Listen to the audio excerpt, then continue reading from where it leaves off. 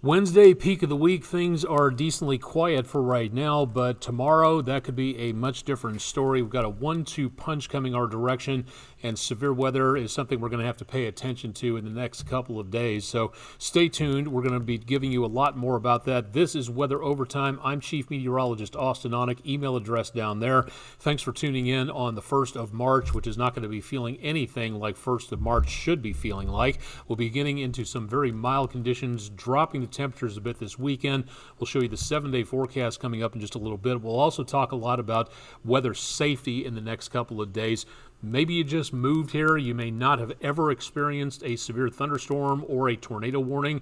We'll talk more about that coming up in just a little bit, so stay tuned there. Let's go ahead and jump into things with a quiet start to the Wednesday afternoon as we get close to lunchtime as we record this, but we'll see again the potential for more active weather into tonight. A lot of clouds starting to move into the area, and we'll continue to see that later on. Big surge of warm, moist air coming in from off the Gulf of Mexico. That's the fuel. Meanwhile, back to the west of us, we're seeing again the energy coming our direction. That's the storm system. At least that's storm system number 1. That's going to be heading our direction as we get into tonight. So in advance of that first storm system, we'll see the potential of some stronger weather. Meanwhile, back to the west, storm system number 2. That one is going to be crossing the country and heading our way, running smack into that very warm, moist air. And as it does, this storm system could be giving a good portion of the southern United States, including especially the area around the Arklatex and into around just north of the Gulf. West of us, we'll explain the potential of that coming up in just a little bit, but that's the setup as we go into the next couple of days. Timing things out, spotty showers, maybe a few by late this afternoon, highs way above normal in the mid to upper 70s. Now for tonight, going past dinner time, about the time you're getting ready to head to bed, tonight would be a very good night to have a weather radio in your home or at your place of work if you're working late to tell you what's going on back to the west of us. So we will continue to see the potential of more areas of storms forming as we go into around Wednesday evening and early Thursday morning. That moving into the area right about midnight or so and just afterwards. So that whole line coming on through, not to mention anything that forms into and around ahead of that line. Those will be the worst of the worst where it comes to, again, severe weather potential out there. Very much on the mild side, pretty breezy, but not enough for a wind advisory, and there could be the potential of some heavier rainfall out there as we go throughout the next couple of days. Rainy start to the morning, could be some embedded thunderstorms in there as we get into Thursday morning.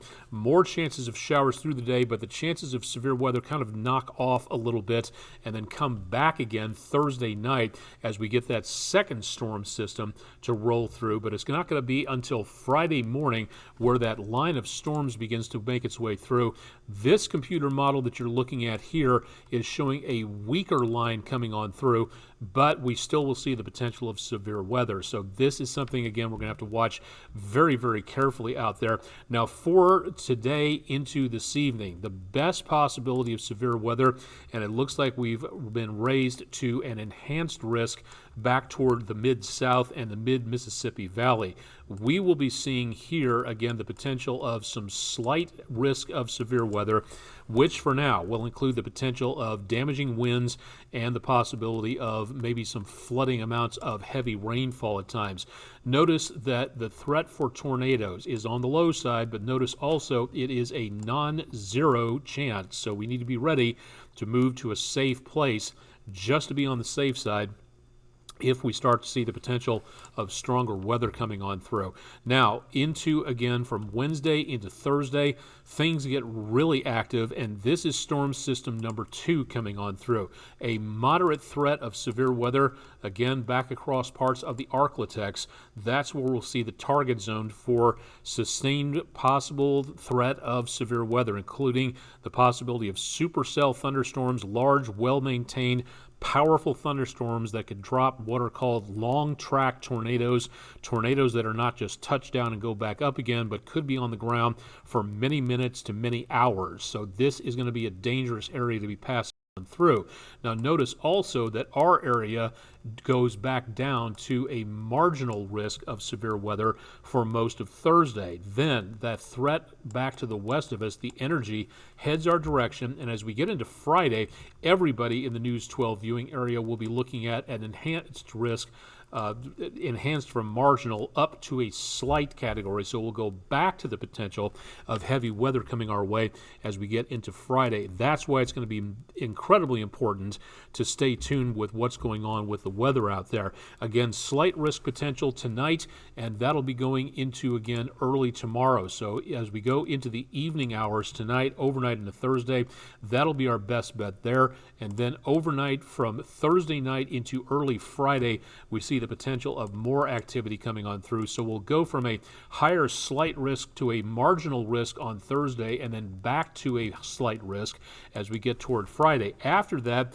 things are looking very nice for the weekend and early next week. Lots of sunshine, very mild temperatures in the 60s. Next best chance of rainfall is going to be Monday night into Tuesday morning next, and only chances of rain, not seeing any winter weather, and so far no thunderstorms in there. Now, before the storms hit, if you've never prepared for severe weather, this is what you need to do. Get a plan. Know where to go to. Have multiple sources of warnings. Know where your shelter areas are. Figure that out before the storms get there. If you live in an apartment building, you might have to shelter in a closet, a bathroom, a cabinet space, underneath a very firm, sturdy bed that may offer some shelter underneath. Anything that's away from exterior walls and outside windows, that's what you want to have available to you. Remember that not having a plan and just doing something when it comes time, winging it, is not a plan. Have a plan in place, practice it, make certain you have your devices ready to go,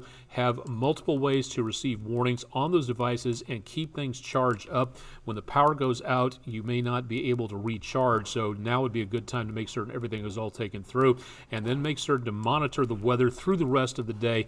Also, and this is very important, know where you are. A lot of people that I've spoken to can't tell you which county they happen to live in or work in or drive through. If you know where you are, and the National Weather Service issues warnings based on county and city locations in their polygon issuance, that's something to pay attention to. So again, know where you are out there and have that plan ready to go. If we start getting into tornado situations, going into very early portions of Thursday and Friday, remember, it's like a game of tic-tac-toe. You want to get as far away into the interior, away from the exterior walls and windows. So whoever starts off tic-tac-toe in the center usually does a good job of winning the game. So that's going to be one of your best bets. Trying to find someplace under a firm staircase, and again, in the center portion is where you want to start your search there. Closet space, a bathroom, anything. Again, a bathroom's a good place because of the bathtub.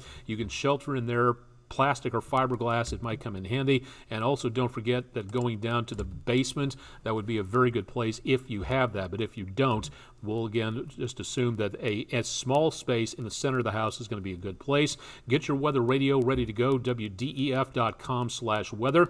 National Weather Service Skywarn training coming up Thursday, March 2nd. Hopefully that will not be postponed due to the weather.